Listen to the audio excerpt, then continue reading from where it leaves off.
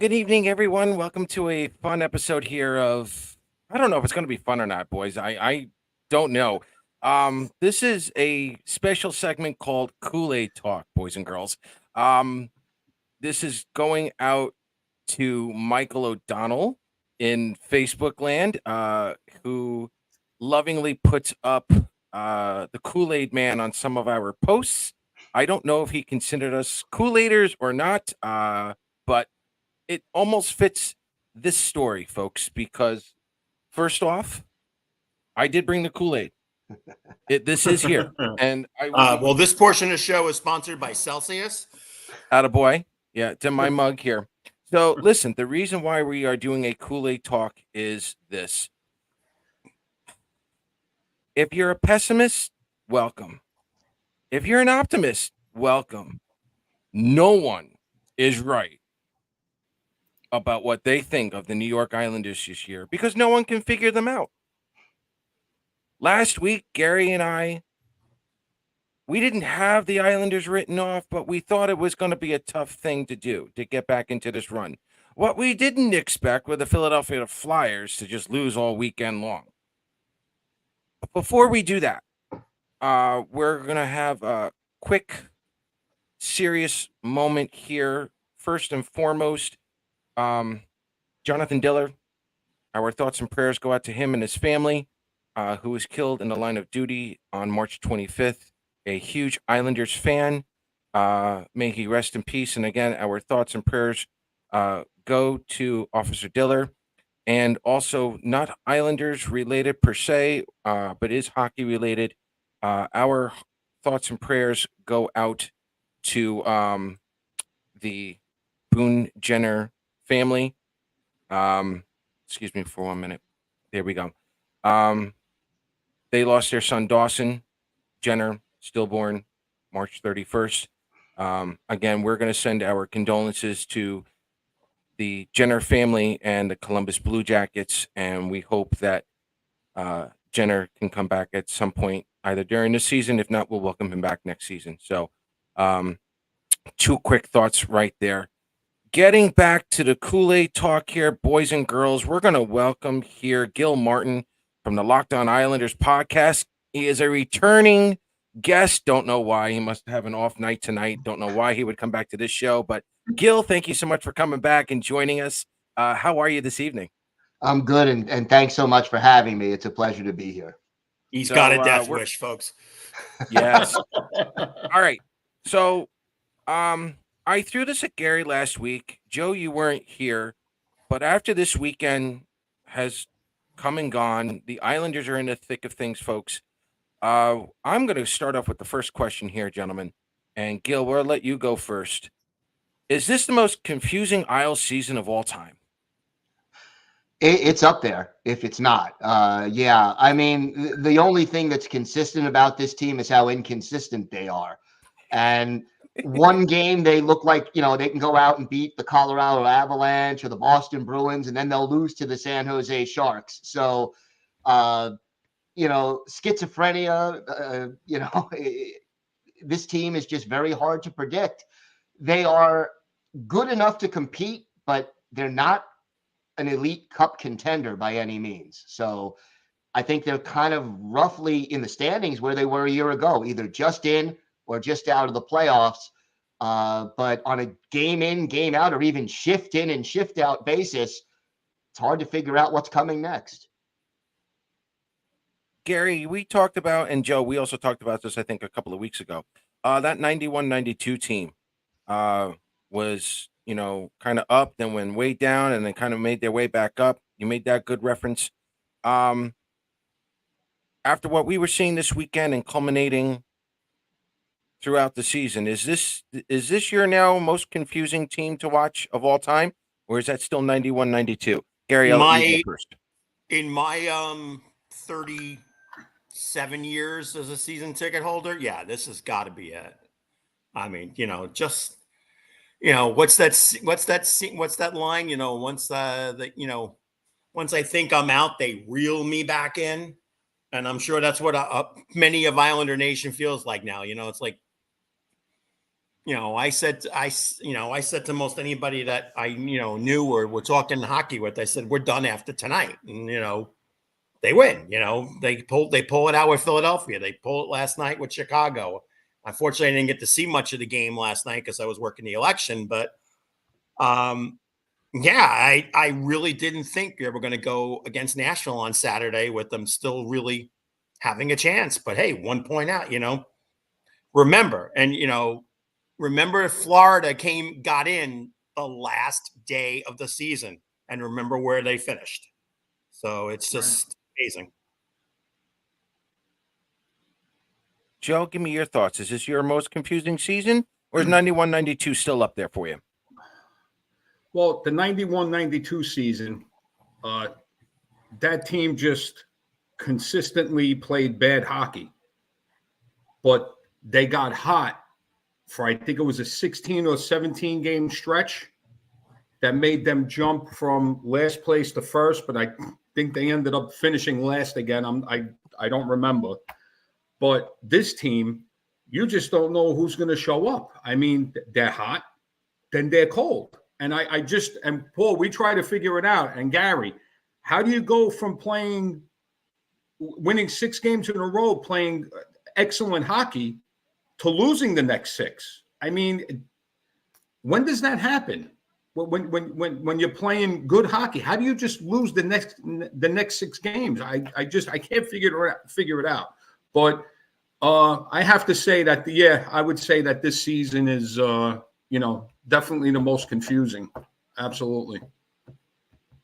All right, folks. So what we're going to do here right now, we're going to let you comment on all of your negatives, all of your positives here. And like I said, this is a giant Kool-Aid talk here on Isles Talk. We're going to talk positives. We're going to talk negatives. And I love you guys and I hate you guys at the same time. Normally we take a break right around this time, watch playoff hockey. I get ready for the draft, so on and so forth. But because you guys have been so overwhelmingly positive in terms of the amount of interaction we've gotten with you guys over the last couple of shows, we've kept this going. And again, I have to thank you because I'm actually continuing the numbers on the Islanders. I can't explain this. So for right now, the Islanders are on pace to score roughly 245 goals by the end of the season. If the Islanders' defense and goaltending can hold up, the Islanders are supposed to give up 264, not including the shootouts. Forget those shootouts. How many empty net goals did the Islanders give up so far this year? 19. That means, ladies and gentlemen, that if the Islanders continue to play at a 500 pace, not only is this team going to be dead smack in the middle of the NHL standings without the empty net goals, the Islanders will have a goal differential of 0. That's what they're on pace for right now. Do you know how maddening that is for me? But Joe, it's an improvement because it's the first time all season that I can actually tell Islander fans, we're almost there. We're almost there. And there's no, granted, they haven't lost in regulation, which is the whole purpose of going to the playoffs. But you get close to that that 0 goal differential, but yet they played a perfect road game last night against the Chicago Blackhawks. I don't care if it was a back-to-back and it's Chicago. If it's 2-1, you better be doing that in the first period. Right. Yep. Gil, give me your thoughts. Am I crazy? Right. Am I going off here? I mean, what do we got to see out of this team over the next 7 games? You're not crazy. And what we need to see. Oh, yes, he is. Well, different questions. Right. Okay, I'll take that. I mean, what we need to see from this team is for this team to play to its potential. And to me, the most frustrating thing about the inconsistency of this team, there are some games when they are ready to play from the time that the puck is dropped. And then there are some times when you're like, guys, the game started, wake up. And sometimes they wake up in half a period. Sometimes they don't wake up until the third period. They have to be ready to play. This is a veteran team. You would think they know, hey, we've got 7 games left on the schedule. They're all important. We have to be ready to play from the opening faceoff. You can't take, for example, tomorrow night, Columbus lightly. Yeah, they're in last place, but this is a road game. This is a must-win game. If you play down to your competition, you're going to watch the playoffs just like we're watching the playoffs. So give me effort. Give me make it look like, and it should be that you care and that it's important to you to win and be ready to go. Give me your best effort. If it's not good enough, I can handle that, but be ready to play and give me a 60-minute effort for 7 games and see where everything falls.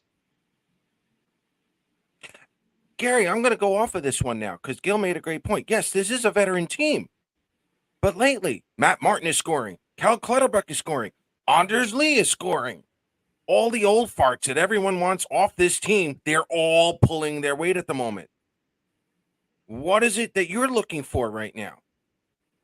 Well, I'll tell you truthfully, I want to just go back a little bit and piggyback on Gill. Go ahead. Because I happened to watch the Colorado game against Columbus the other day, and Columbus just manhandled the Avalanche. I mean, it was one of the worst games I've seen Colorado play all year long.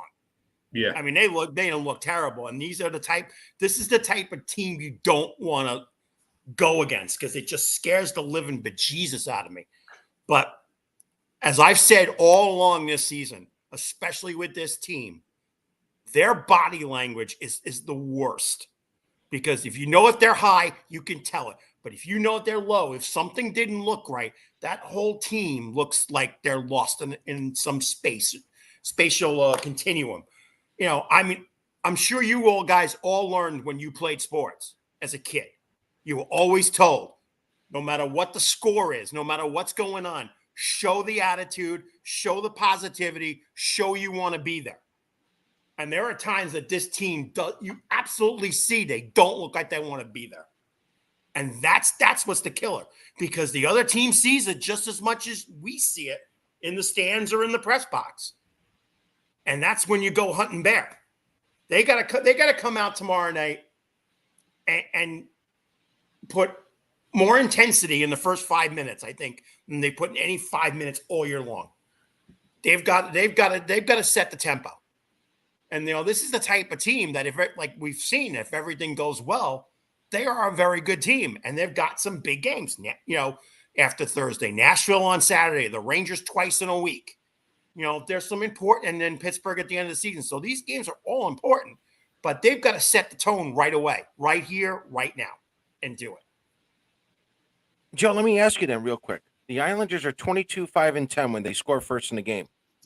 Do you want to see that kind of tempo, score the first 5 minutes like Gary's suggestion?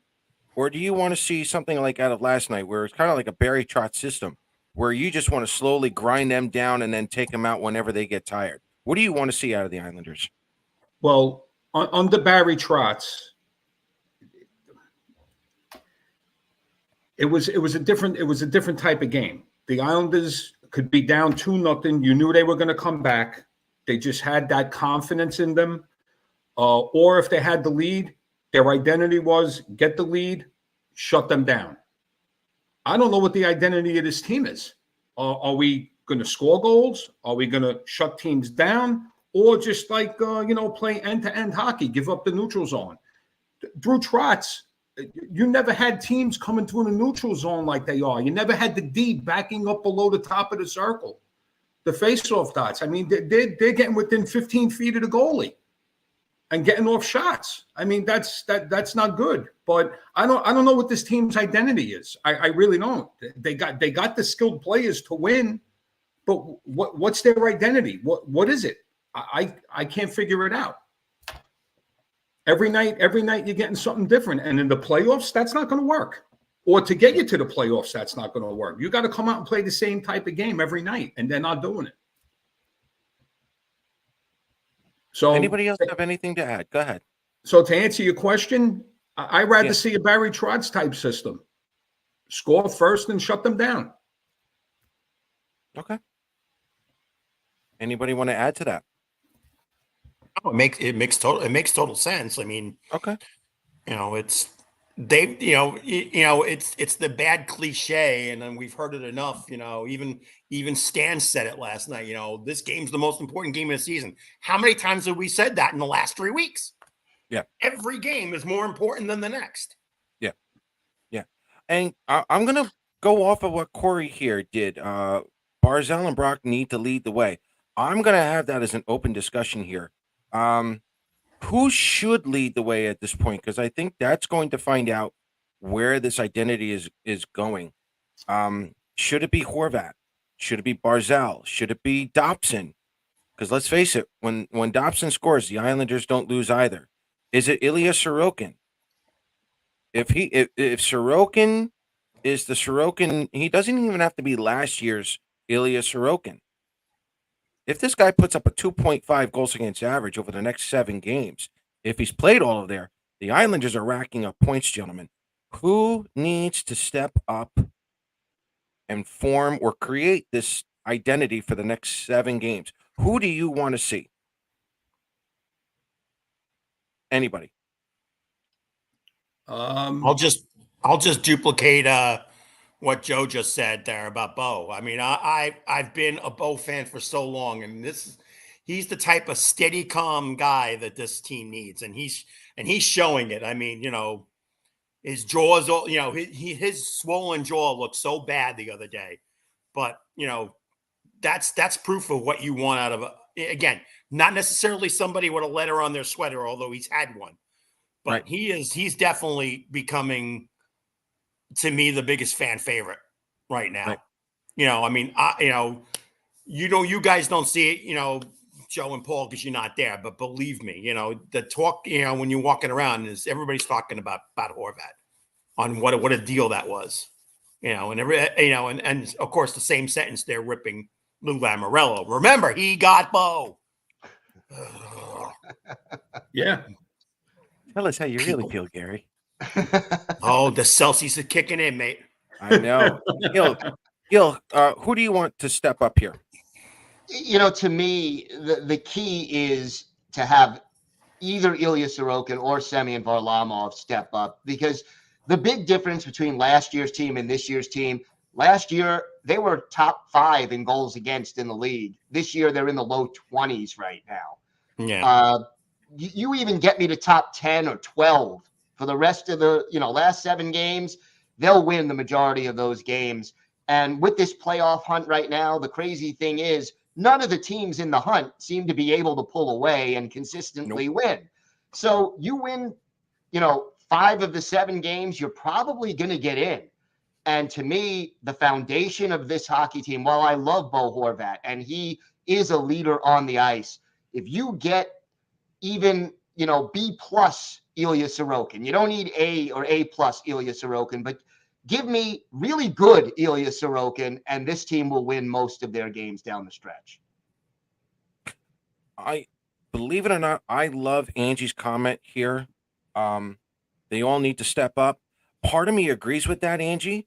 But Joe and I we talked quite a bit during the games. Joe, we'll bring up this conversation again. Yeah, no. Jerk. There are just times when it looks like the Islanders don't trust the system that they're playing. They look off in the system. If they all need to step up, which to a point I agree with Angie, they got to believe in that system. And I don't know if as a fan, I'm not fully convinced that some of those players have completely bought into that system. Give me your thoughts on the players buying into the system or trusting it or what? I wouldn't say it's buying into it. I think it's they're being caught out of position when teams have the puck in the offensive zone and they're cycling for too long. Last night, I think you saw Matt Barzell have his best two-way game last night. Yes. Okay, Yes. and we said we're comparing him to a future Guy Carbonell if he's able to get the other side of his game going. But as far as the system, don't forget, Watt came in the middle of the season, so Right. now you're starting to tweak things, and to do that halfway through the season, players are like, all right, now I got to learn this. I got to be here when this guy's here. And we've seen it with the penalty kill. They went to that diamond penalty kill. When was the last time you saw a diamond penalty kill? Back in the 90s? We haven't seen that in 2 decades. I mean, right. But you got to give them a little more time with this. They're just getting caught out of position. That's what I think is going on. Okay. Yeah, and again, this is kind of what Matthew was going off of. Pellick's awful positioning. Especially last night on that goal. Yeah. Again, Pellick specifically, I don't know if he's got any other injuries going on. We won't find out until later on after the season, if at all. It's also a little bit of the system. But again, this is the positive side of things right now. The Islanders, and this also goes to Gill's point. If you get a B+ Sorokin and these guys try to buy into the system as much as they can here. If the Islanders only give up 3 goals a game and not the empty net goal, the Islanders are 29-5-4, folks. 29-5-4. That means the Islanders can still win 4-3, even if it's in overtime. Even if it goes to a shootout, you're still getting that 1 point. Okay, I have said this, and I know Gary's been around until I'm blue in the face. When it comes to the second half of every NHL season, it doesn't matter about the wins. It's the regulation losses. The less regulation losses you have in the NHL, the better your chances at the playoffs. So even if the Islanders can hold on defensively for the next 7 games, 3 games or less, you're looking at least 7 points. At least. And that gets you around that 89-point mark. Okay, now, granted, you don't want 7 ties. You don't want to go 0-0-7. I get that. But I can tell you right now, looking at the standings, the Flyers are finally, and this is a complete credit to them, the Flyers are finally coming off of that 90-point pace that they've been on for so long. That 90-point pace was such a buffer for them. They've been between 90 and 95 points. They're finally down to 90 again, but they look like they're ready to buckle. Ditto with Detroit. Ditto with Washington. And we said this a couple of weeks ago. 90 points for me was going to be that one marker to get into the playoffs, which is why I was hoping before all that losing started that the Islanders were around that 96-point margin. Otherwise, we'd be talking playoffs right now. Right. We'd be talking first round against the Rangers. Okay? I so want that. I still so want that. Claire's going to kill you. Who's going to kill me? Claire? Oh, no, I'm in PA. Forget it. Oh, wait, you know where I live. Never mind. Anyway. Yeah, problem for me. Actually, Joe knows where I live, too. That's even worse. So, yeah. If the Islanders can continue to remain competitive and rack up the points, there's that positive side. But again, we don't know what team's coming out. Every stinking game. I'll tell you right now, gentlemen, that 12:30 game against the Rangers on a Saturday, I want Varlamov in net. Mm-hmm. I agree. Give me Varlamov in net. And let's have some fun with this now. How many out of the next 7 games, how many games do you want Sorokin playing? It depends. I mean, that's a cop-out. Well, no, because look, okay, ideally I would say 5. But if he continues to struggle, he has to have a very short leash because there's no margin for error. So And if to he your goes point, there's back, 4.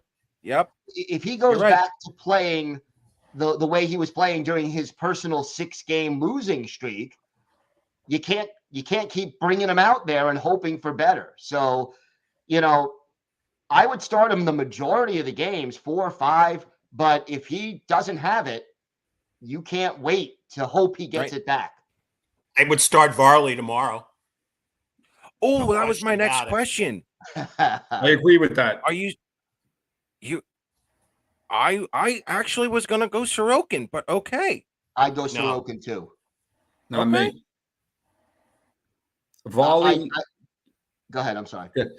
Volley to me right now has the hot hand. And if you win tomorrow night, you're in the playoff spot. And Friday night, everybody's chasing you. That's where you want to get. You want to flip the pressure. You want all these teams that were sitting in the playoff spot now saying, oh, we're out now. Now the pressure's on them. And I right now Volley's the better goaltender. So I say you go with him. Yeah. Okay. Gary, your Absolutely. thoughts? No, Okay. I mean, I just think that Varley has been playing so well, and although Ilya did have a good game last night, I saw the replay, a little bit today, and I was very comfortable with how he looked. But Varley's been one thing; he's been very consistent, and I'd rather see Sorokin go against a Predator team that we all know the relationship we have with the Nashville Predators of late, of last 4 years that we haven't won a game against them. That's going to be big. You're saying, as Gill said, we want the B plus Sorokin, but I want the A Sorokin Saturday that we need, because we get on Devil. By the way, the Devils just tied the game 2-2. Yeah. Columbus, as I said, has played well as spoiler. They made Colorado look foolish, but I think Varley will be calm as a cucumber against them. And it's just the guys that come out. But, I think getting that done and then getting that Nashville game, that goes into the 2 games against the Rangers next week with even more positivity. And you got 2 days off before they play at at UBS on Tuesday against the Rangers. So I would say it's probably going to be B5, but if you need to make it 4, that's fine. If Varley plays well, you give him that Thursday game. So, I think, the combination is going to do just fine. Okay. Yeah, there's a good majority. I love this. I haven't really seen a split out of the fans here like this. And again, just going back to my history here, we haven't had a Just walking split away like this, since Smith and maybe Melanson or Smith and Resch here. Like, this is impressive. Like, we're literally going 3-4 here, 3-4. Like, literally let them split each game. I will say this: UBS Arena against the Rangers, I would put Sorokin. Madison Square Garden, I would go Varley. I agree with what Gary was saying with Nashville. Putting Varley in, which is why I kind of went Sorokin against Columbus.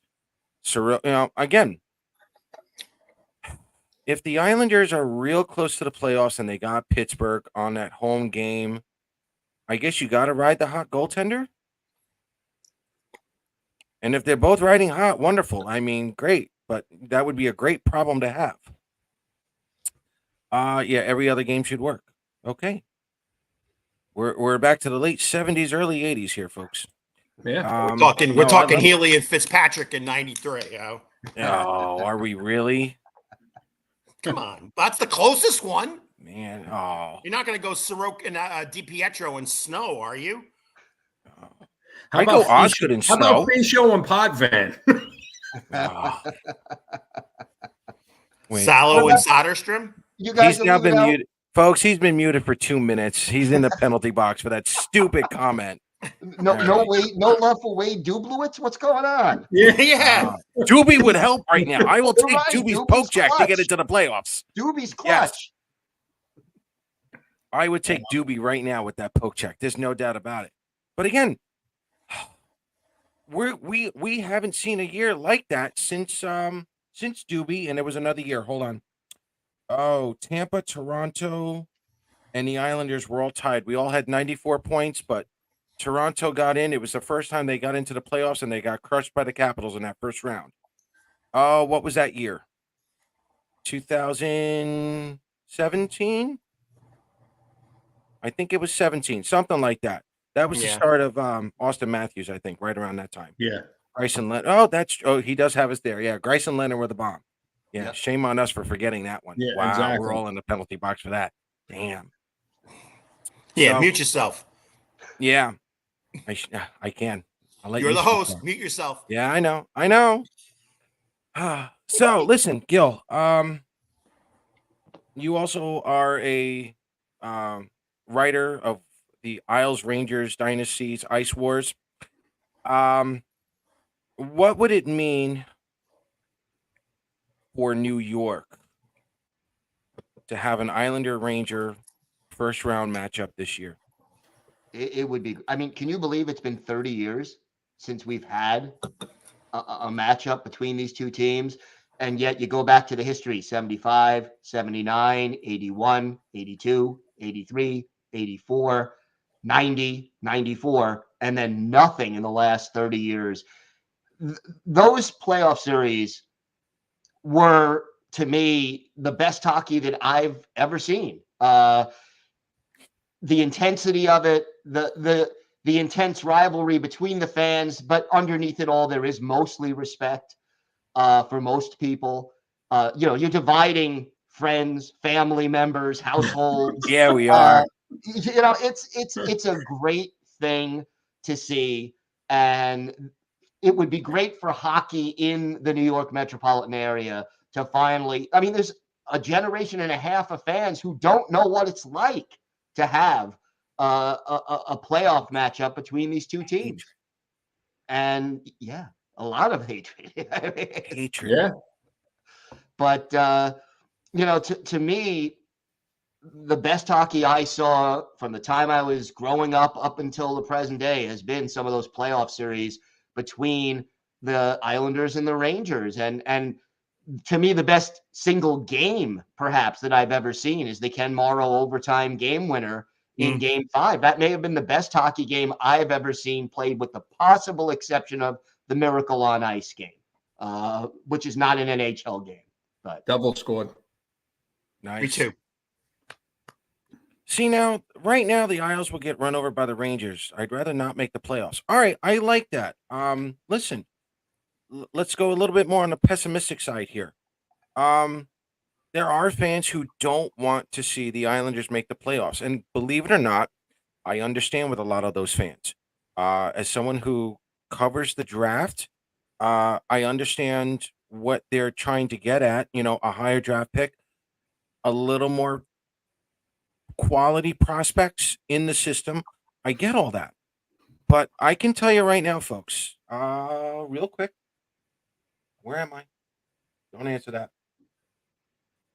The Islanders right now are basically the worst they can probably finish at this point, probably 11th.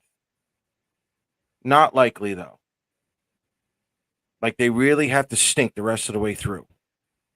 I can tell you right now, from someone who passionately covers the draft, there's no difference between player 12 and player 19. None.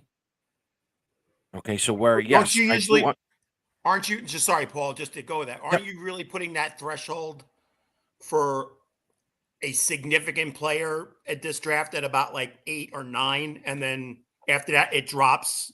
it does significant, especially in this draft. Yes.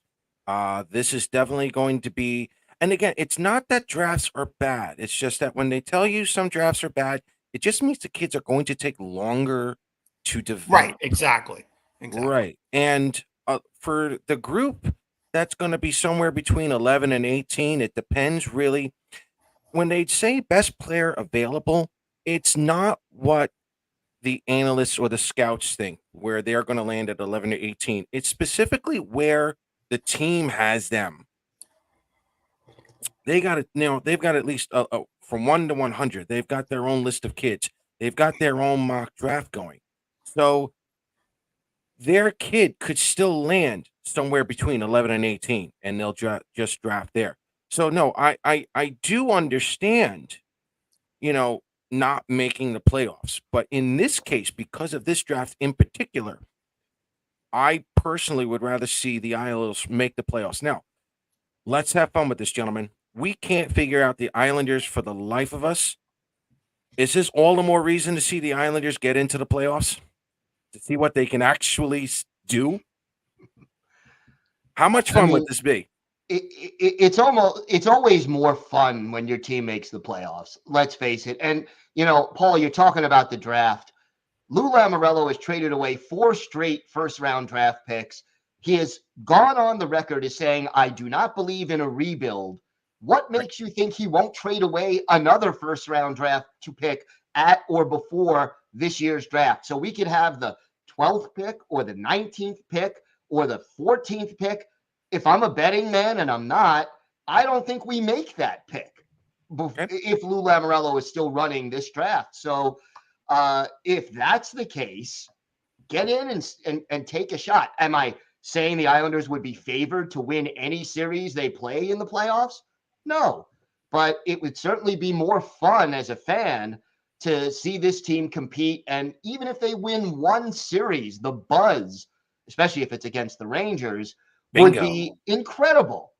If they lose to the Rangers, they weren't expected to win anyway. Just don't get embarrassed like 1994. But get in and have fun with the moment. That would be preferable to me. But again, I don't think Lou is going to, if Lou is still the GM, I don't think he's going to make that first round pick. I think he's going to trade that first round pick. But that's just based on his track record. Right. Gary, unpredictability. Could that beat the Rangers this year?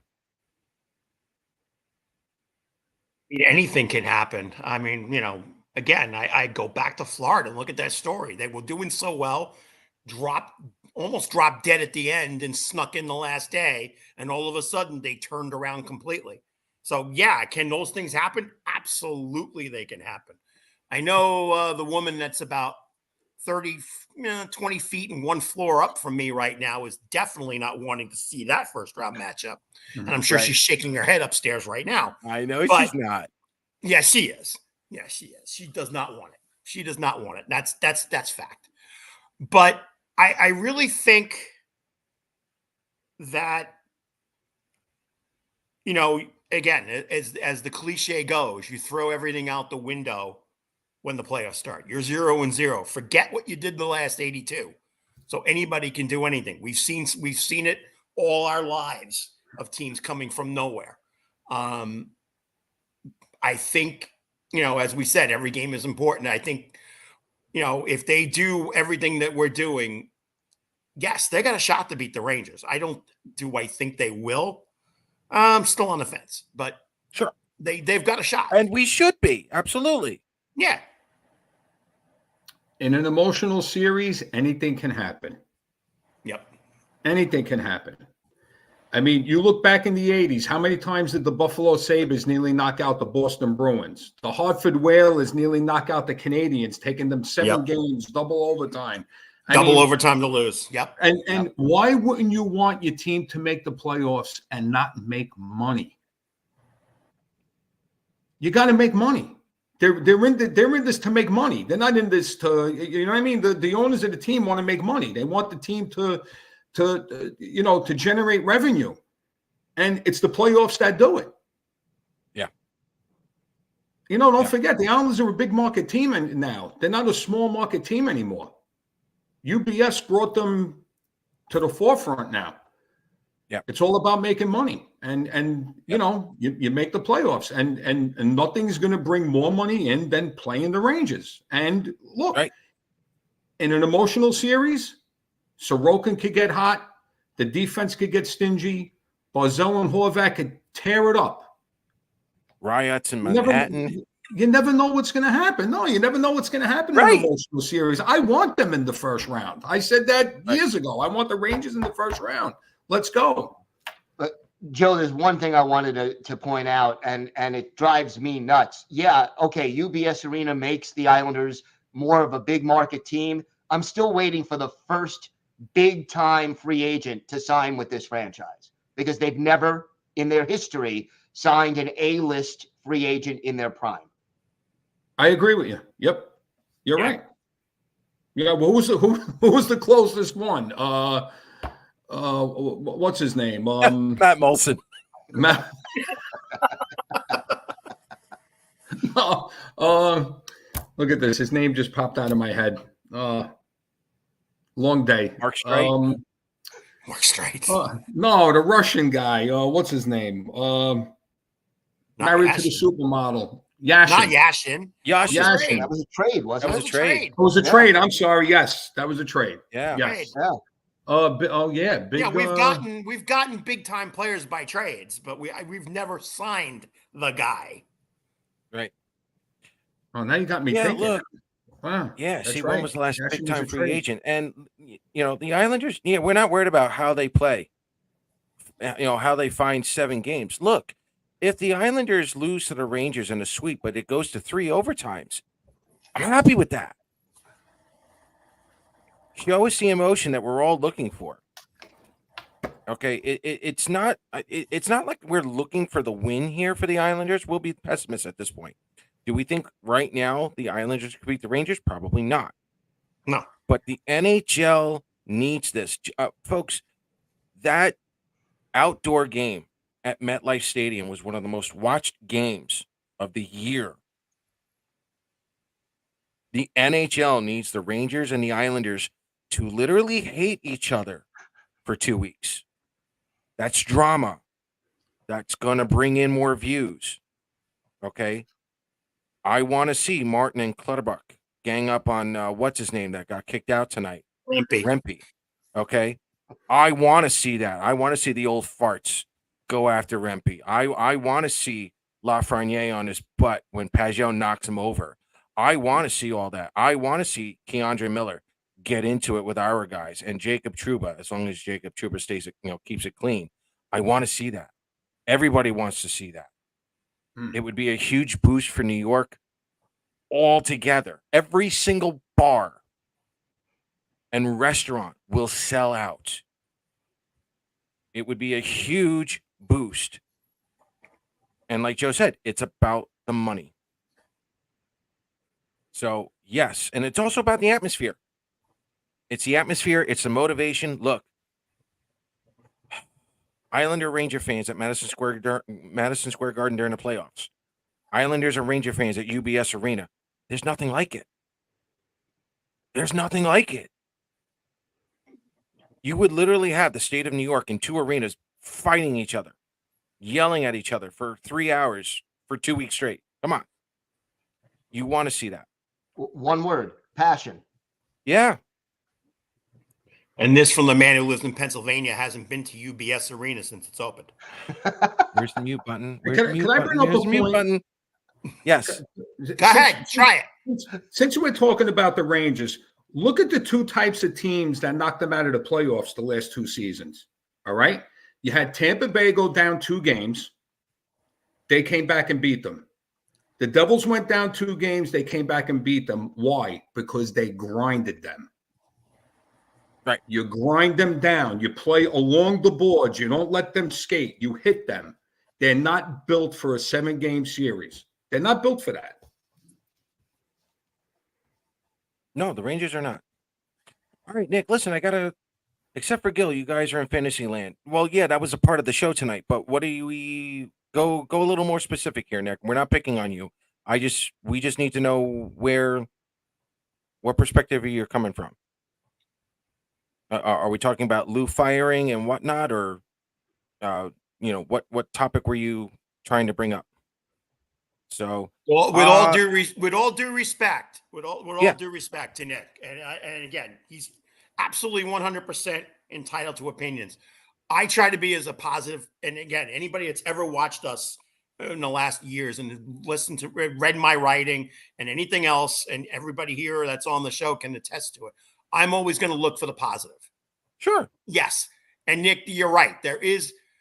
I won't say there's no way we can beat the Rangers. Any team can be beaten. As Joe said, look what happens. It's kind of like using the line that Herb Brooks, in the movie Miracle said, you don't defend them, you attack them. Right. And that's what they have to do playoff time if they play the Rangers. You don't sit back. You go after them. Right. Because Nick, They Go could ahead. be beaten. Yeah, They could I'm absolutely going to be take beaten. a completely different approach here, Nick. I have family and friends who are annoying Ranger fans. I have not had the pleasure of literally trash talking them in years, especially my family. The amount of phone calls in the middle of the night we're all going to be making to each other because they're Ranger fans and I'm an Islanders fan. It's the atmosphere, Nick, that needs to come back to New York. I have said this before, and I will say it again. I don't care who wins that series, but it has to happen. Gil told you, 94. Some of you weren't even born yet. Okay? Everyone needs to hate each other every once in a while. That's where you learn about everyone. We need to learn to really appreciate and hating Ranger fans and the Rangers in particular. That's why I want these playoffs, Nick. That's the only reason. If the Islanders win, my family will never hear the end of it until whenever. The day 'Cause he it's dies. always going to be that 1 year. Oh, we won the cup in 94. We beat you in 94. Ah, forget that. You had a chance to win the Stanley Cup this year and you lost. You were supposed to win in 94, but you had half the Edmonton Oiler team. That's what we always go with. This is completely different. Everyone wrote off the Islanders, and guess what? If we beat the Rangers, heaven help my family. Heaven help your Ranger Ranger families and friends and whatnot. They will be toast from here on out. That's what I want to see. And to tag on that statement, since we Yes. have our guest here, if you Uh-oh. haven't read Gill's book about Ice Wars and the rivalry, I think he needs to put an addendum in to add these last couple of years in because the book was written a few years ago. But you want to read some stuff about the Ranger Islander rivalry, especially the young people that are on this watching this show right now. Get Gill's book. I am telling you, because he dug real deep, got interviews with a lot of the guys on both sides. And again, this rivalry from 1972 to now is one of the best in sports. And Gill's book really gives it the thing. And, not only because he's my friend, I would plug it any time, but, especially with this conversation, it's perfect to bring this in. Thank you, Gary. Appreciate that. Yeah, checks in the mail, right? Hey, All right, listen, we're going to go ahead, Joe. I wanted to go back to like the way it was in the 80s with the playoffs. You go into Madison Square Garden with an Islander jersey on and the Islanders beat them. You didn't have that Islander jersey on leaving the Garden. They ripped it right off. Yep. Hey, that's the way Don't know it if it's going to get that far, but yeah. You got chased to the train. I mean, it's the way it was back then, It was passion. I want that back. I mean, not to that extent, but I want that passion back where the fans hate each other again. We don't need them attacking ambulances anymore. But, right, exactly. No. Yeah, ask Patty about that, right? Yeah, exactly. But a little passion goes a long way. Right. All right. Speaking of passion, we and I kind of understand where Jeff is coming from here. There's a lot of wounds here from 94. I don't think the Islanders were expected to beat the Rangers in 94 that year, but they were probably the only team that could have given the Rangers a run for their money because they had done so well in the regular season. And let's face it, it's the Islanders. Folks, we're in that same situation this year. In 94, the Islanders barely made it in to beat out the Florida Panthers by 1 point. And look at where the Rangers are right now. They're on number 1 in the conference. We're right back to where we are. Gill, I mean, it's almost the same story, but again, do you want to see a series or, should we is this wound too deep for some Islander fans? Give me your thoughts on that 94 and moving on forward here. Yeah, I mean, the wound is deep. I mean, it's been 30 years and we've seen people commenting here about how it still bothers them and they're almost afraid of another series. But you know what? These series take on a life of their own. And until they start, you don't know what direction it's going to go in. You can go all the way back to 1979, where Freddie Shero kept dumping the puck in and make Dennis Potvin go back and chase it. Who would have thought that would have worked? And yet it did. And then the Islanders come back and win 4 straight, series against the Rangers.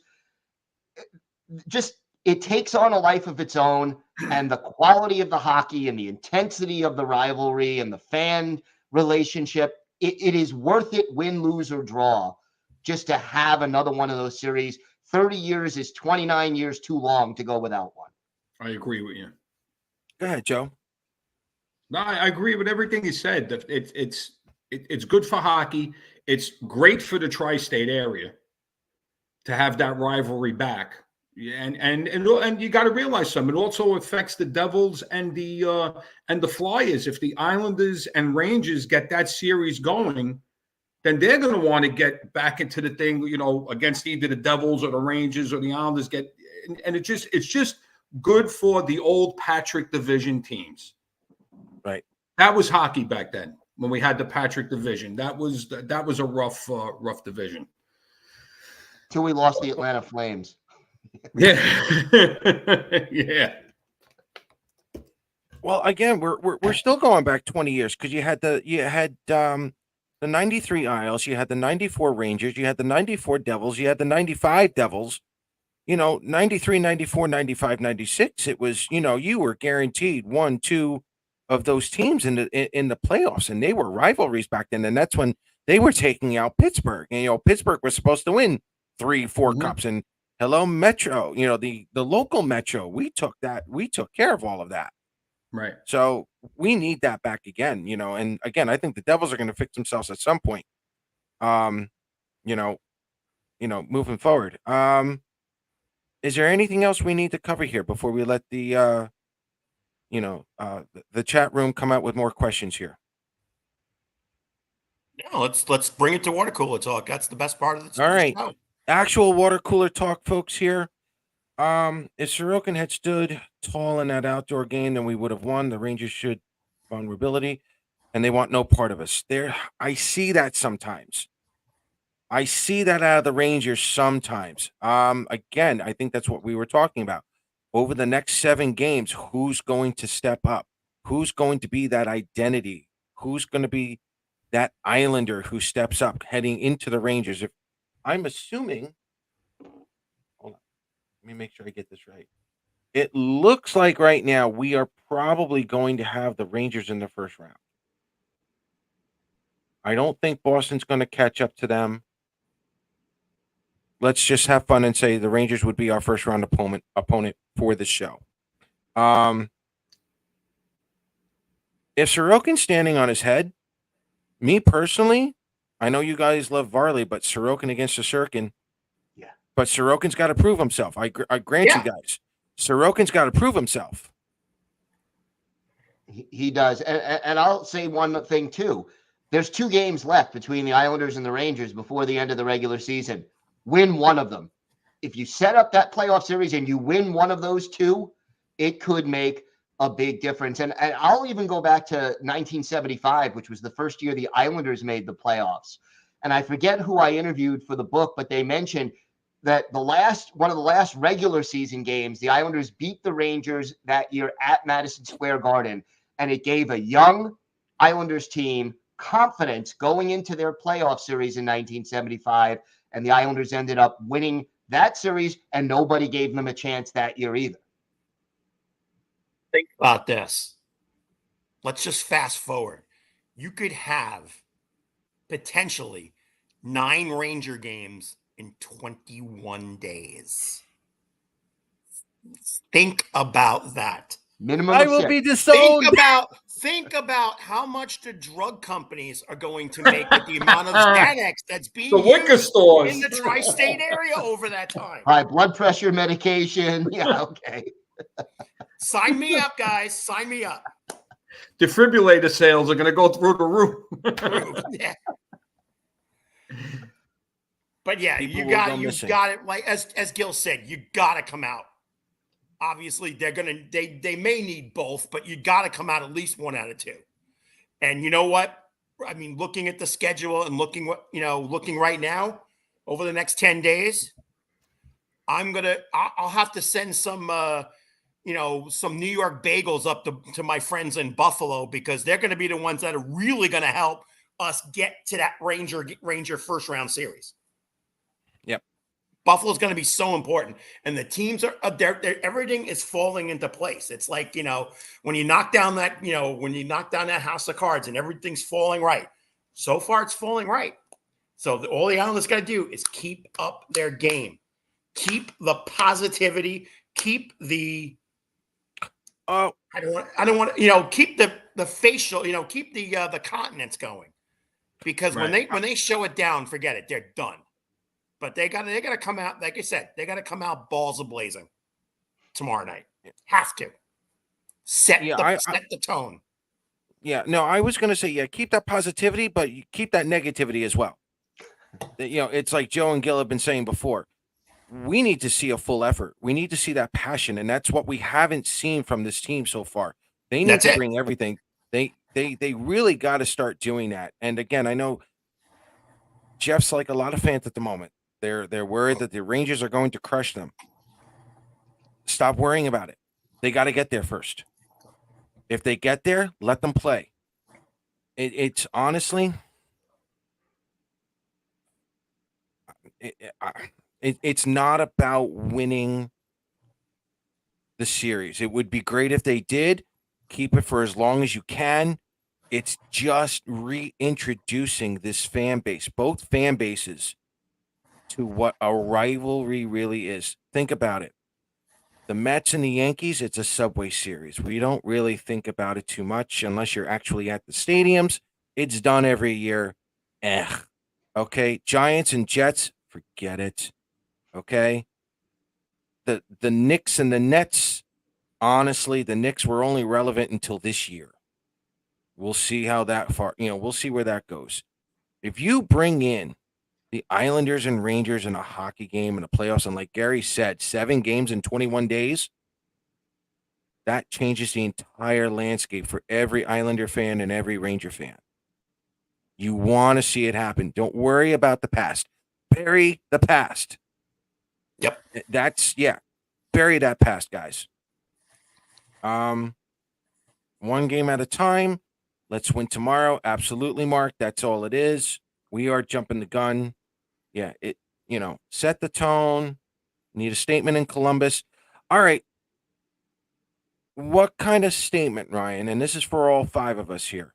What kind of a statement do you want to see tomorrow? Do you want to see, Joe, a 4-2 empty net statement, a more defensive team, or do you want to see like a 5-1, 6-2 offensive blowout? What kind of a statement do you want to see tomorrow?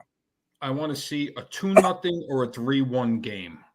I want to see a tight forecheck. I want to see the neutral zone jammed up. I want to see our goalie making one save and the puck is out of there. And I just want it to be treated as a playoff game. And I want to see our goals against cut down. That's it. Get ready for the playoffs. This is a playoff game. This is the playoffs. We are in the playoffs. Yes. You got to win these games. These games you have to treat like a playoff game. You got to shut the other team down. And they're capable of doing it. That's what drives me crazy. What team is going to show up? Okay. This is The league will not be happy if the Rangers being knocked out in the first round. Boo hoo. Boo-hoo! I'm being nice. I've got kids I know that watch this show. I'm going to be respectful here. Okay. So what? Big deal. Wah. Cry Islander fans a river if the Rangers lose in the first round. Believe me, you won't see it here.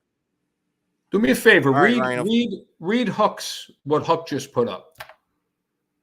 That's what we were talking about before. The long one? Yes. Getting pinned in their own end, that's the game. If they ever get caught with the puck in their own end with the pressure, they flounder. No exit strategy. Points for that one. Thought the return of Pulock and Pellick would help. Pulock. Yeah, Pellick and Pulock. Then they started brain farting. 2 points for that as well. Bortuzzo's back. Maybe that helps, but that's the glaring observation for me. He's right. Yeah, he's right. What is with that clearing of the puck? They're allergic That's something to we it. have not been able to figure out all season. No. 2 coaches, and it helped a little at times, but not consistently. No, that's when you know when there's lack of confidence with these guys. Yeah. When there's lack of confidence, all they do is dump. There's no ability to rush up. And I actually get excited when Riley starts coming from one end and streaking down the left wing and bringing that puck in the zone. That's when I know the guys are in there. Riley, Dobson, when they do that, I'm comfortable with this team. The thing that I always get so ticked off is the gap control. That's the brain, to me, the biggest brain fart of them all. When they just let everything go back. Who was it? Was it Monday against Philly? Yeah, I think so. When Konechny basically walked 90 feet without anybody within 10 feet of him and walked right in between the circles and put a shot in. I'm like, does anybody want to play here? Was that And the that's coast what to I can't coast? stand. Was that the coast to coast when Lee fell down back in the No, offensive no, zone? no. Okay. No, it was just a simple play. And Konechny got it, I think, just outside of his own blue line. And basically he went straight through. And no one got to touched. stop. That has Where to the bodies. Yeah, drop dead right there. Can't keep retreating. No. Right. No. And it's that playing to lose mentality that killed them against that Carolina series last year. Joe, go ahead. Well, just look at our output game to game with the defensemen. When the defensemen get on the board, the Islanders are controlling the puck down low in the offensive zone, and they're finding the defensemen. When you don't see the defensemen get on the board with goals, we're not controlling the puck. Right. So that's a big part Spot of our on, game, Ryan. having the defense to step up. And again, that kind of leads to the point of Noah Dobson for me. Noah Dobson, Gary has said it till he's blue in the face ever since we drafted Dobson. Dobson can carry this team. Dobson's confidence might be a little shaky. Dobson could also be a little worn out because, you lose half your defense this year, and, a lot of shoulders were, a lot of things were shouldered on him. Could be a little fatigued, but, you're down to the last 7 games here. Noah Dobson could be that X factor as well. Yeah. But it would be nice to see Ryan Pulock continue to step up the way he is. So that would also alleviate a lot of the pressure that Dobson's been having. So, folks, any other questions, comments, concerns during water cooler talk here? We'll stick around for just a few more minutes here. Sounds like Paul's got a hot date. No, I can do this for a little while. What's that? He's doing that midnight bowling tonight. Where they shut off the lights and that is so rigged. No, that Oh, stuff is so rigged. Absolutely not. What? Disco Kreischer? Yeah. Mute. Where is it? There it is. He's muted. Thank you. Nobody can hear him anymore. This is why he lets me do the show, folks, because now Gary's just not controllable. He's in the box. Thank you, sir. May I have He's another? yes. Thank Yeah. you, sir. May I have another? Rodney, I like this one. We can't have any passengers remainder of the season. Still not be enough players took too many nights off. I agree with that. Spot on. Brilliant point. Let's ask this question. Who's that one traveler? Who's that one passenger who has accumulated way too many airline miles this year? Well, I'll tell you before last night, I would say it was Holmstrom. Yeah. Okay. And again, I was at the election. I didn't see much of the game. But the few things I heard Brendan Burke say, and then Chris King said later, was that this was probably the best game he played all year. All right. He was in the mix with everything, I can tell you that. And I'll put Engvall in that conversation too, because he's lost. I would have said Engvall. So, yeah, I mean, look, he's not a physical player. not everybody's going to be a physical player, but you got to do other things to make up for that lack of physicality. I mean, Mike Bossy wasn't a physical player, but who cared? Right. But Engvall has got to do more if he's going to stay in this lineup. And we only have 6 more years with Engvall under contract. So, Gary, it's We'll talk about that later, Gary. The Celsius is working. I know, yeah. And again, Jim, this was my biggest knock on Holmstrom. The kid had to shoot more, and it's amazing when he shoots more. And I again, for those of you who are regulars here, you know I wanted Holmstrom down in Bridgeport at the beginning of the season just to shoot the puck. He can do everything else. All I wanted him to do was grab the puck. I don't care where it was, just shoot it. and so much of that I think is confidence because he's got Yeah. a good shot. Yeah. Rodney, I'm gonna hold off on Lee a little bit. I explained last week. Lee's taken 50 less shots this year. Those 50 shots went to Matthew Barzal. Matthew Barzal now has 23, 24 goals.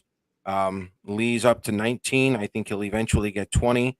But you give Anders Lee 50 more shots, you're probably looking at 22, 23 goals for him, more than 40 points, and that probably is where everyone probably would have had Anders Lee this year.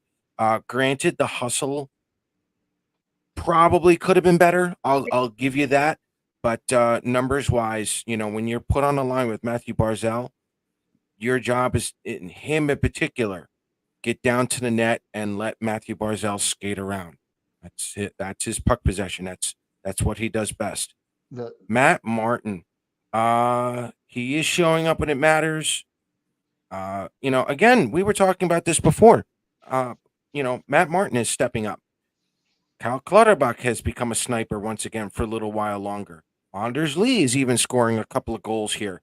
All the old farts that we want out of this team here, they're all stepping up. So, I don't think there's so much passengers. I think they're doing a little too much savvy veterans. I think they're playing when they absolutely have to. I think they took a little too long to do it. But there's other players on these teams right now that are not stepping up like they should. And I agree with this. Engvall avoids that slot area, no doubt. Yep. If Nelson slumps, his team has no hope. He broke that slump against Philly. This is a point right now. I think Columbus is the final road trip, Yes. long road trip for the Islanders this year. If there was ever a bonding moment, this is it, folks. Right, because it's just Jersey and This is your Garden. last. Yeah, it's the Rock and the Garden. After that, they're not going anywhere. If there's ever a time for one more bonding moment, it's in Columbus. Yeah, don't worry about Engvall's contract. Don't worry about those contracts. Guys, go on to a couple of previous shows. I explained all that several times now. Don't worry about those contracts. Yeah, no more plane rides. That's it. Maybe a couple of bus rides. Sleep in their own beds. Yep. Gentlemen, are you worried about the power play? I wanted to bring that up before. It was slumping a little bit, and granted, they only scored against Chicago. Do you? No, I'm not worried about it. Get fixed? You're not worried about it? Okay. I'm not worried about it. I'm concerned, but not worried. Okay. Yeah, right. Because you're resetting everything. I don't care what they were during the season. If you make the playoffs, it doesn't matter what you did to get there, as long as you got there. Things can change.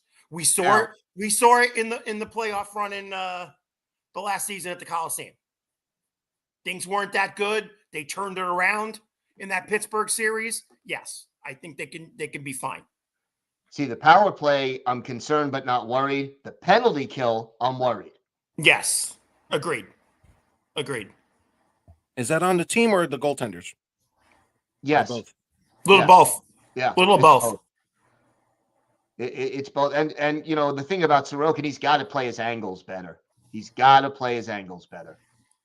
Let me ask you, Gill, because I've said this to Paul a couple of times, and I don't want to speculate and I don't want to, think bad things. But to me, I think his pushing side to side wasn't as good this year as it was last year. To me, he got quickly to rebounds, coming from, taking a shot from the point, rebound going back to the left side. He got off his skates so good last year. Doesn't seem to be doing that as well, but I'm not sure he's starting in the right position. I think he's That's a little possible. Yeah. too far out of his net sometimes, and he's just not playing the angles the way he did. So I think it's a combination of the speed, but part of the reason for the lack of speed getting from side to side is he's not starting from the right spot Right. anymore. So Fair point. Fair point. As is yours. All right. So listen, I'm gonna bring this up with Jim here. Lines shuffling. Are you gentlemen done seeing Patrick Waugh line shuffling? Do you want to see a set? And if you do want to see a set for the next 7 games, who do you want lines 1 through 4? Go ahead, Gil. You take it. Yeah, that's a tough one. See, I would like to see some more set lines. I don't think we're going to see more set lines. I think the problem is that this team has 4 top 6 forwards on a good roster, and there's just a lack of scoring depth up and down this lineup. And the juggling is he's looking for a spark, and it's hard to sustain the offense when you don't have 6 legitimate top 6 forwards. And that's why you're going to see the juggling. So I would like to see a little bit more consistency, but I don't necessarily think we will. Okay. Yeah, I kind of agree to that extension as well. But I think, and even Al would shake things up a little bit and go back. It's kind of like, driving a different route to work one day. You don't take the expressway, you take the Northern State, and then you go back on the expressway the next day. It seems like that's what Patrick, and he always did that in Colorado too. He would always move his lines around. But, maybe it's, you relearn to love somebody when he's away. Like Barzy and Horvat. He split them up a couple of games, he brings them back, and all of a sudden everything's back to normal. I don't know. Is that the way he constantly does it? Who knows? But, I think now at this point, I think, you need to have need to have the lines lock up. I want to see Bo and Barzy stay together. I think no question. Important. Whether you put Nelson on there again or not, I would not do that because you're leaving too many gaps for your bottom 9. But maybe on the power play, maybe if you're down a goal or 2 late in the game, you could briefly reunite them. But Bo and Barzy should stay together. And Ryan, I agree with you. Nelson and Palmieri should stay together.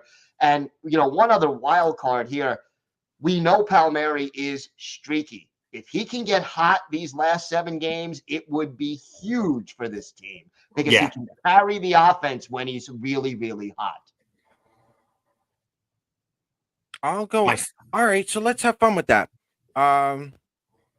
What's the word I'm looking for? Crap. All right, so that it person. Kyle Palmieri was one for Gill. Who's that one person on offense, Gary, that you would like to see that would really spark this offense? Wow. Yeah. I'm making you think tonight after what you did. Sure. Can I mute you? Nope. No, actually, you know what? And he's played well of late or lately. I would really like to see some spark back in Pajot because there are games when he is. That was my answer. Good boy. He's a beast. He can be a beast when he needs to be. And, when I know that third line is doing something, because we all worry about, once you get past line 1, you worry about, as Gil said, you worry about the output from the bottom 9. Pajot is the catalyst. I mean, obviously, you bring him in a situation where you need a goal late, you need an important faceoff. Pajot's there. He's been top 10 all year in faceoffs, but he's got to do and he's been an intangible player, like I've always talked about intangible players, aka Josh Bailey. You need that. You need that from him. You do. That's what you need. I'll That take it a step secondary further. scoring is critical. Yeah, I'll take it a step further too. JG Pajot is built for the playoffs. You Yes. get a guy like that who wins faceoffs, who can tie up the opposing team's top line and slow them down, and who can provide the timely goal. He is a playoff kind of a guy, and if they can get into the playoffs, he can be a difference maker in the postseason. Yep, for sure. And this is where I'm going to agree with Robert here. Pajot too. hasn't been the same since the bubble, and we're going to try to keep some pessimism here with the optimism. That's part of the show tonight. But no, I agree with that. You got to see more out of spiking the Pajot. Kool-Aid? But what's that? You're spiking the Kool-Aid now? Yes. If you're a pessimist, that was part of the beginning part of the show. If you're a pessimist, you can put whatever you want in that Kool-Aid. Damn it. That's an hour and 15 minutes too late. Thank you, Gil. Anyway, you can come back anytime you want, Gil. Gary, I don't know about. Listen, I kind of like I like that. JG Pajot's got to show up. I want the bubble JG Pajot now for the next 7 games and beyond. But there is a but to this one, Robert. He's been put with kids. And Enval, Holmstrom, Wallstrom, Gauthier, like you talk about a roulette of players that he's had to work with all season long, and before that, he hasn't had a consistent line. He hasn't even been put on the second line. He has not had a stable line to work with all season, and he's now had 3 coaches in 3 years, just like everyone else. Waugh needs to find that chemistry with JG Pajot and whoever he's playing with, whether it's Holmstrom, Enval, whoever, that needs to be found. But if JG Pajot, and I agree with Gary, if he gets hot and Palmieri, that would be the big one. You know what? I think Pajot, more than maybe anybody else on this roster, misses Zach Parise. Yes. Yeah. We wouldn't be having this conversation. True. See, Paul, you still need me. Calm yourself. So, yeah, no, and, gets guys in a funk. The power play has done nothing. Again, that's a lot of line movement for Patrick Waugh. And again, is Patrick, what's Patrick's mindset? Is he just trying to figure out this team like the rest of us are? Or is he trying to find the most offense? Like, that's the confusing part for a lot of fans. What's with all the line shuffling when all you had to do was go back to that 6-game win streak and stick with those lines? Oh, that's not helping. There's part of a little negativity there. Come on. Mm-hmm. We want a Devils win. We don't care if the Rangers win. So, and yeah, that's the tough part. Yeah. I don't mind a line juggling every once in a while. I mean, if you go on a 5-game losing streak, yeah, you're going to want to juggle. You want to see, okay, who's still alive, who's, not a passenger and whatnot. But you got to start finding some kind of consistency. And let's face it, the Islanders went 3-1 over the weekend. No one saw that coming. Maybe it's time to, keep a few players in. So, boys and girls, this has been a lot of fun. We're going to stay on for 2 more minutes here. Any final questions, put them up in the chat room. Gil, we want to thank you for coming on. This has been a lot of fun. Where can they find you on social media? Okay, well, it's the Locked On Islanders podcast, and on X, it's at Locked On Isles, and then my personal account on X is Ice Wars NYR VSNYI. Beautiful. Lambert was not the problem last or this year. Was facing the same challenges as Lambert. I'm going to respectfully disagree a little bit there. When Matt Barzal was out last year, they went more to a defensive style team. And remember, Matt Barzal was not the center. He was a winger. You still had Bo Horvat. And then you still had that line of Enval, Nelson, and Palmieri. Palmieri. What I would love to know is why they didn't stick to that defensive structure they had in the second half of last season and apply that to this season. Because we didn't see that this season. That's been my biggest question so far this year. I don't think it's ever going to get answered. Maybe it will at some point. Gauthier should be brought up. Part of me agrees with that. I think Patrick Waugh is looking for speed, but I don't know if there's a fit for Gauthier at the moment. Obviously, if the Islanders make the playoffs, he's going to come up. There's no doubt about it. There's no cap. There's no issues with that. Gauthier is probably coming on. Gary, Sure. Where can they find you on social media? Owls Met 63, and I also do a little writing. I'm starting to do a little writing on the Booster Club site too. So nybooster.org. I'm going to start doing that now because I'm actually rebuilding that page. Yeah, but again, I'm really getting more and more psyched for Saturday. I didn't think if you told me this last Wednesday, would I be psyched? Because I knew I wasn't going to last night's game. Would I have been psyched? To go Saturday, and I really am. And as we stated, the Islanders have had such a difficult time against the Nashville Predators. Like I said, it's been, I think, 4 years since we beat them, and we've lost to them on some crazy, stupid things. I mean, I was in Nashville in January when we lost with 7 seconds left. So again, every litmus test is going to be incredibly tough on them. But I really think that a big statement win tomorrow and a win on Saturday, and then getting the Rangers on Tuesday night is going to be incredible. My wife's not going to be having fun time dealing with the Rangers, fans at UBS Arena on Tuesday night. But, it's going to be interesting. And, all this comment, again, been loving the comments in the commentary tonight. Oh God, you guys have been we phenomenal. may not necessarily agree with everything. We will respectfully disagree, but the passion is there. And that's what we want as fans. We want the passion of this fan base to come out. So if you're going to UBS either on Saturday night or on Tuesday night, we need that passion, and let the guys know about it. And you guys can find me on Twitter at P_Kreischer. Follow us on X at Isles Talk. Please like and subscribe on YouTube. The numbers have been going up there. And please don't forget to like us and follow us on Facebook. Those numbers have been going up as well. That's been phenomenal. Boys and girls, listen, you're in the playoffs. This is the playoffs. I know Thomas had said the Metro is the worst division. It is not the worst division. Okay, the Eastern Conference is not the worst conference out of the two.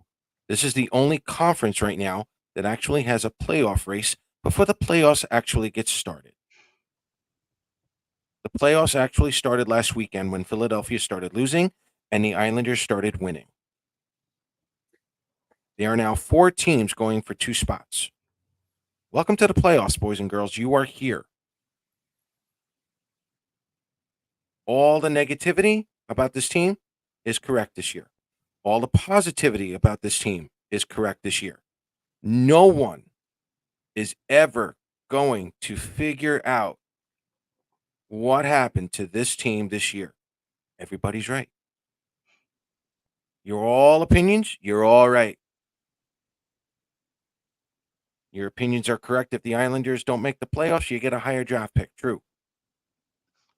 You want the Islanders to make the playoffs because you really want to see the Rangers and you really want to hate family again. That's also true. Okay. I do love my family. Don't get me wrong. It's because we can yell at each other as much as we can. There is a lot of love there. There's always that balance. But that's what we're looking for right now during the season. We're looking for that balance. We don't know where the Islanders are. We don't know who they are.